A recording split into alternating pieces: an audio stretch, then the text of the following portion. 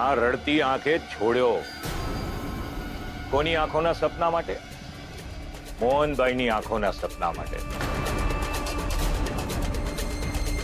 અરે નાની દીકરી હોવા છતાં મોટી બેનના લગ્ન ધામધૂમથી કરાવવાની જવાબદારી એણે માથે ઉપાડી. આ ચાના ગલ્લે બેસીને આખા ગામની બદનામી બોરી. કેમ? આખો પરિવાર. તમે બધા ભીખ ના માંગો ને એટલા માટે. મોહનભાઈને જુઓ, જેવા પોતાના પગ પર ચાલતા થયા નથી કે શું ઇનામ આપ્યું? મર્યાદા પુરુષોત્તમ બનવાનું ભાષણ. દીકરી વાલનો દરિયો કઈ કઈને ફોટા પડાવે રાખ્યા. અંતે તો અસલ વિચારો છતાં થઈ જ ગયા ને. જ્યાં જ્યાં પરિવાર માટે કઈ નિર્ણય લેવાનો વારો આવ્યો, દીકરીઓ તમે દૂર રહેજો, તમારી પાસે એ અધિકાર નથી. એવું નથી સાહેબ, કઈ કિંજલબેનના દુશ્મન નથી. એ તો એમને કઈ બીજું કારણ દેખાયું છે. એમના કારણે સાહેબ ભડક્યા છે. એમ? એમને બીજું કારણ દેખાયું? એમની દીકરી કિંજલની હાલત નહીં? અરે ચોખ્ખો હિસાબ છે. કસાઈ જેવા સ્વાર્થી છે મોહનભાઈ, એક નંબરના સ્વાર્થી.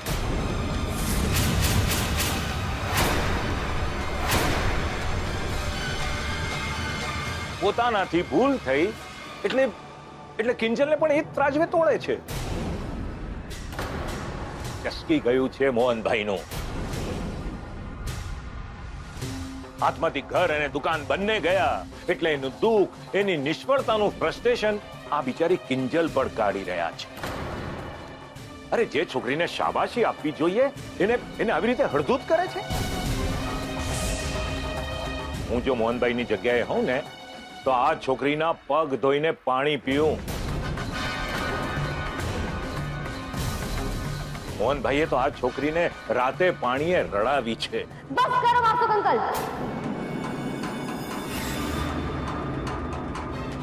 તમે હવે ઓવર રિએક્ટ કરી રહ્યા છો. મારા પપ્પાએ એવું કંઈ નથી કર્યું, સમજ્યા તમે? અને બીજી વાત, પપ્પા અત્યારે થોડા નારાજ છે, પણ હું એમને મનાવી લઈશ. આ વાત તું તારી જાતને પહેલા સમજાવ કિંજલ. બગીચાનો માળી જો નારાજ થાય ને તો ઝાડની એક બે ડાળીઓ કાપે, આખા ઝાડને જમીનમાંથી મૂળમાંથી ઉખેડી ન ફેંકે. પણ મોહનભાઈએ તને રાતે પાણીએ રડાવી છે અને એ વાતની સાક્ષી છે તારી આ આંખો. આજથી અત્યારથી તું મારી દીકરી નથી. આજ પછી આપણી વચ્ચેનો બાપ-દીકરીનો સંબંધ પૂરો થાય છે.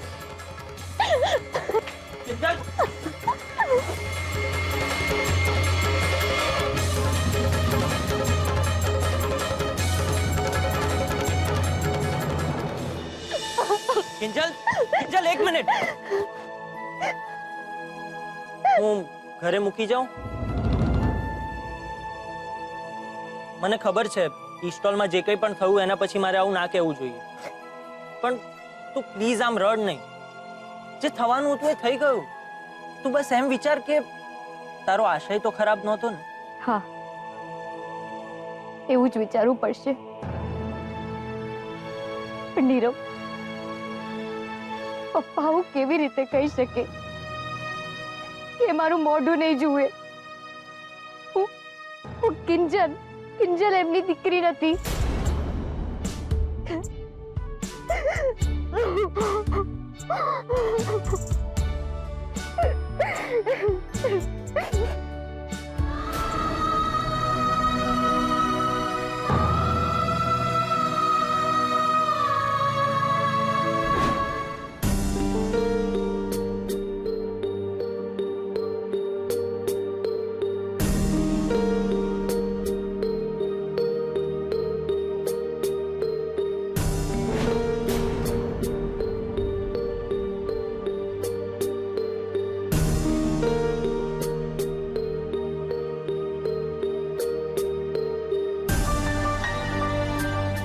હાય કિંજલ, માણસ જ્યારે ગુસ્સામાં હોય ને ત્યારે બોલી નાખે, પણ એને આપણે બહુ મન પર નહીં લેવાનું. મારા પપ્પા પણ એવા જ છે. જ્યારે ગુસ્સામાં હોય ને ત્યારે બોલી નાખે, તું આવો છે, તું તેવો છે. પણ જ્યારે પ્રેમ સાચો હોય ને ત્યારે બસ અડીખમ ઊભા રહી જવાનું. હમણાં 2-4 દિવસ પહેલા જ મને સામેથી આવીને ભેટ્યા અને એમણે કબૂલ્યું કે એમનાથી પણ ઘણીવાર ચૂક થઈ ગઈ છે. બસ એ જ રીતે મોહન અંકલ પણ તને કહેશે કે તે જે કંઈ પણ કર્યું છે એ સારું કર્યું છે, સાચું કર્યું છે કિંજલ. મને વિશ્વાસ છે. નહીં કે પપ્પા, હું પપ્પાને બરાબર ઓળખું છું. એ મારા પર ગુસ્સો કરે, મને ખીજાય, વાત ન કરે, પણ હું એમની દીકરી નથી એવું તો ક્યારેય ન કે. ના, મારે છે ને એક કામ કરવું જોઈએ. હું ઘરે નહીં જાઉં, હું પાછી ટી સ્ટોલ જતી રહું છું. નહીં, હું એક કામ કરું છું, બસ ડેપો જતી રહું છું. ત્યાંથી મારી ફ્રેન્ડના ઘરે જતી રહીશ અને પછી ત્યાંથી નહીં આવું. અને પણ જો નહીં જાઉં ને તો પપ્પા પાછા પહોંચે. મારે શું કરવું જોઈએ મને કઈ નથી સમજાતું. હું પપ્પાની વાત નથી. શાંત થઈ જા. જો મારી વાત સાંભળ, જે કંઈ પણ થયું છે એ થઈ ગયું છે, એ ભૂલી જા અને આગળનું વિચાર. મોહન અંકલ પાસે જા અને એમને સમજાવ, એમને મનાવવાનો પ્રયત્ન કર. એ નહીં માને નીરવ, નહીં માને પપ્પા. માનશે, એમણે માનવું જ પડશે, કારણ કે એમની દીકરી કિંજલ બહુ જ સ્ટ્રોંગ છે. અને હા, એક વાત હંમેશા યાદ રાખજો, સંબંધો હોય છે ને એ કાચના હોઈ શકે, પણ લોહીની સગાઈ પોલાદની જ હોય.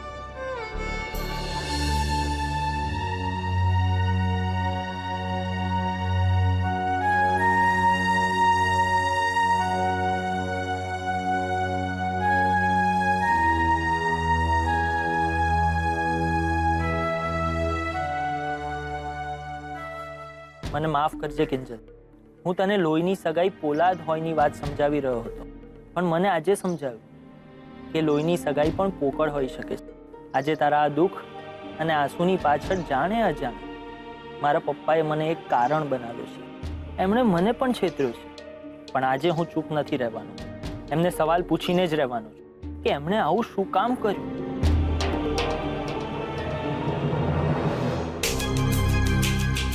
શું કહો છો શાંતિલાલ ભાઈ, દંગલ જોવાની મજા આવી કે નહીં? હા, મજા તો આવે જ ને સંઘવી. તમે વાઘના નખ કાપી નાખ્યા ને સાપનું ઝેર ખેંચી કાઢ્યું. હવે તો એ બંને પાસે હવાતિયા માર્યા સિવાય બીજો કોઈ રસ્તો જ નથી. બરાબર છે, પણ એ લોકોને આવી હવાત્યા વાળી પરિસ્થિતિમાં મૂકવા માટે આપણે કેટલા પાપડ વળવા પડ્યા છે ભાઈ. હા, પણ તો એ છેલ્લે પેલા ચા વાળાને ધૂળ ચાટતો કરી દીધો, એટલે આપણું મિશન સક્સેસફુલ. તો બોલો હવે, પાર્ટી તમે આપો છો કે મારે આપવાની છે? અલ, સાચી પાર્ટી તો હું ત્યારે આપીશ જ્યારે રૂપેશ અને સેજલની સગાઈ તૂટશે. તમે નહીં માનો, પણ આ વાત મારાથી સહન નથી થતી કે મારો વેવાઈ એક ચા વાળો છે. સાચું કહું સંઘવી, ચિંતા તો મને પણ બહુ થઈ રહી, કારણ કે આ નીરવ હમણાં આખો દિવસ ફક્ત મોહન અને કિંજલની જ વાત કર્યા કરે છે. એમાંય મારી ચિંતામાં વધારો થયો એક બીજું કામ થયું છે. પેલી મોહનભાઈએ જે સહી કરેલી ને એ ફાઇલ મારી ઓફિસમાંથી ગાયબ. શું? હા, જો કે એની અંદર જે કાગળિયા હતા એ બધા ફેંક હતા, એટલે ચિંતાની કોઈ વાત નથી, પણ વિચાર એ કરવાનો છે કે આવું કરી કોણ છે. પપ્પા, આ બધું શું છે પપ્પા? તમે તો કહેતા હતા ને કે તમે કિંજલને સાચા હૃદયથી મદદ કરવા માંગો છો, પણ હકીકત તો કંઈક અલગ જ છે. એમ તો તને હકીકત સમજાઈ ગઈ ને? તો જા, જઈને ગાડીમાં બેસ. ના, જરાય નહીં. પહેલા તમે મને એ કહો કે તમે આવું કેમ કર્યું, કેમ ખોટું કહ્યું મને? મારી પાસે તારા આવા સવાલોના જવાબ આપવાનો ટાઈમ નથી. તારી વર્ષો જૂની ઈચ્છા હતી ને કે તારો બાપ સામેથી આવીને તને ભેટે, પૂરી થઈ ગઈ ને ઈચ્છા, તો એટલામાં રાજી રહે. ચાલ, ગાડીમાં જઈને બેસ. પણ પપ્પા, કીધું ને ચૂપ. જઈને ગાડીમાં બેસ એટલે બેસ.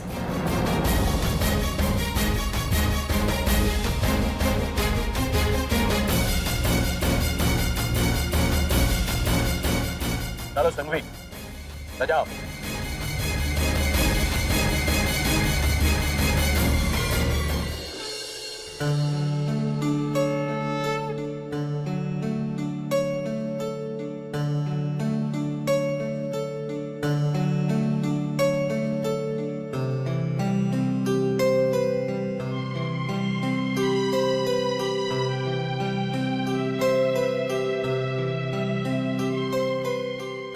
પપ્પા, આજે તમે એકલા પૂજા કરી રહ્યા છો? ચાલો ને, આજે આપણે બંને મળીને કુળદેવી માની પૂજા કરીએ.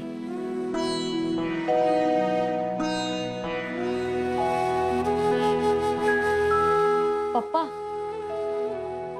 તમને ખબર છે આજે આપણી દુકાનનો બકરો એટલો સારો થયો કે વાત જ ના પૂછો.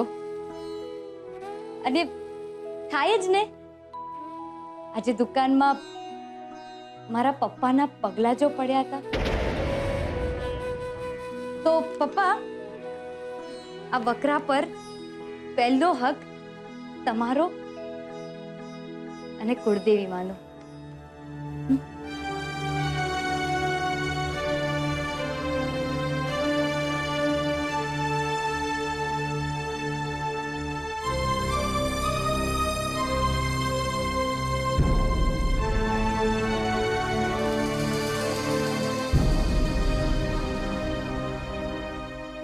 પપ્પા, પપ્પા, સાંભળો ને. પપ્પા, મને ખબર છે તમે મારાથી નારાજ છો, પણ પપ્પા, મારે તમારી સાથે વાત કરવી છે. આપણી દુકાન વિશે વાત કરવી છે. આપણી દુકાનનું પાટિયું મોહન એન્ડ ડોટર્સ. પપ્પા, તમે કહ્યું ને એમ મેં પાટિયા પર રંગ લગાવવાની કોશિશે કરી. હા, પણ તમને ખબર છે કે કેવું થયું? જ્યારે હું આમ લગાડતી હતી ને પાટિયું, તો 3 વાર આમ આડું થઈ ગયું અને 2 વાર તો આમ ધડામ કરીને નીચે. બોલો, મને લાગે છે પાટિયાને સમજાય છે કે નામ ભૂસી નાખવાથી કઈ સંબંધ થોડો ભૂસાઈ જશે. તો પપ્પા, પાટિયું એનું એ જ જૂનું ચાલશે ને? Mohan and daughter's. પપ્પા, તમને ખબર છે આવતા જતા લોકોએ બહુ વખાણ કર્યા, ખબર છે તમને? અને મેં આમ ગર્વથી કીધું કે આ એન્ડ ડોટર્સ મારા પપ્પાના વિચાર છે.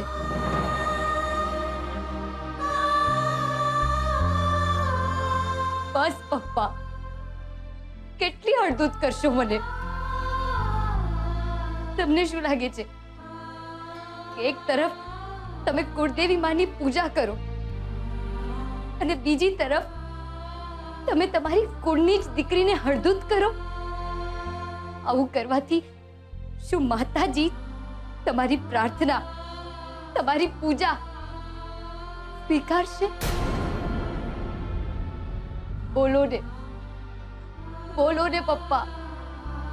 તમારું મૌન મને અકળાય છે. બોલો ને, બોલો ને પપ્પા. પપ્પા,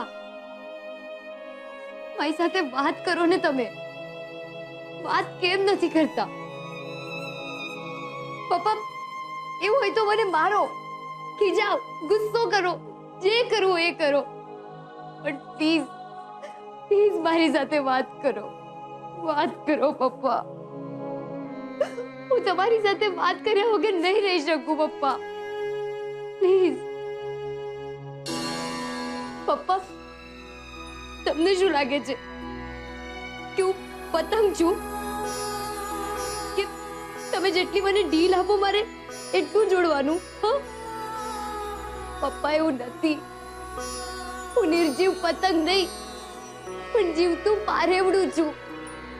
મારે ઉડવું છે મારી મરજીથી મારા આકાશમાં. પ્લીઝ પપ્પા, મને ઉડવા દો. મને ઉડવા દો પપ્પા, મને ઉડવા દો.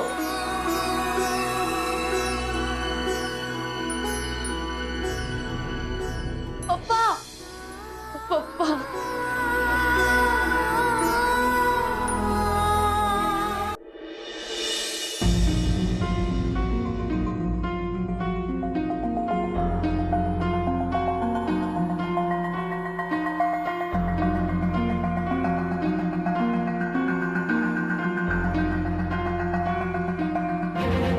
નથી માની રહ્યા પપ્પા. અન્ન જળનો ત્યાગ કરવાનું કહી રહ્યા છે. જો તું કહેતી હોય તો હું અંદર જઈને વાત કરું. રહેવા દે ને રૂપેશ. આજે જે કોઈ પણ પરિસ્થિતિ છે ને એમાં તારો અને તારા પપ્પાનો સારો એવો ફાળો છે. અરે પણ મને શું કામ બ્લેમ કરી રહી છે આમાં? મેં તો કિંજલને સમજાવેલું ને. એવું તો નહોતું ને કે કિંજલને કોન્ટ્રાક્ટ સહી કરવા માટે મેં ઉકસાવી હતી કે મેં ફોર્સ કરી હતી એને. તો પછી મને શું કામ બ્લેમ કરે છે તું? તમારી વાત સાચી છે રૂપેશ કુમાર, અને એમાંય જ્યારે આપણો પોતાનો જ સિક્કો ખોટો હોય ત્યારે બીજાને શું કહેવાનું? એટલે પપ્પાએ તારી વાત પણ ના માની? ના, પપ્પાએ તો મને એમ પણ કહી દીધું કે તે ટી સ્ટોલ માટે કિંજલનો સાથ આપ્યો છે, તો તું પણ જા. જોયું, કિંજલની એક જીદના કારણે આ નવા ઘરમાં પણ અશાંતિની શરૂઆત થઈ ગઈ છે. જોયું કિંજલ, સાંભળે છે ને? આ જે કંઈ પણ થઈ રહ્યું છે ને એ તારા કારણે થઈ રહ્યું છે. શું કહ્યું તે?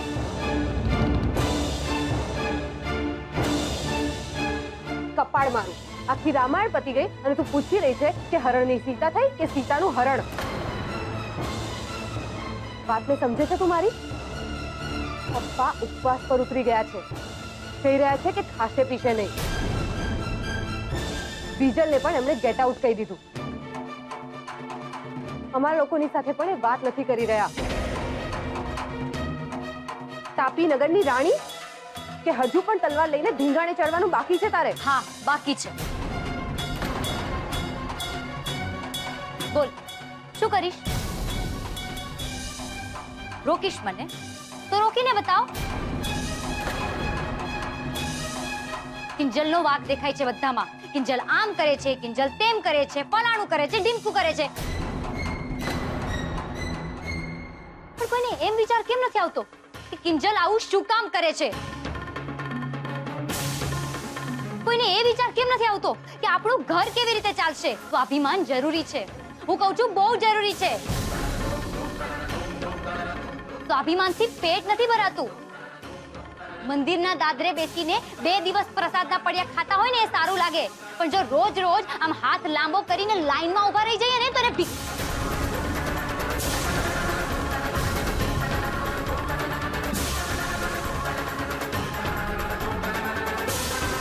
કમ સે કમ હું પ્રયત્ન તો કરું છું, મહેનત તો કરું છું.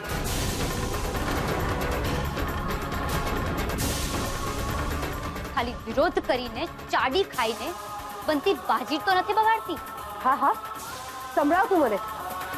પણ મેં તારા સારા માટે જ પપ્પાને વાત કરી. તારા માટે કે તારા દેખાવા માટે મને કોઈ ફરક નથી પડતો.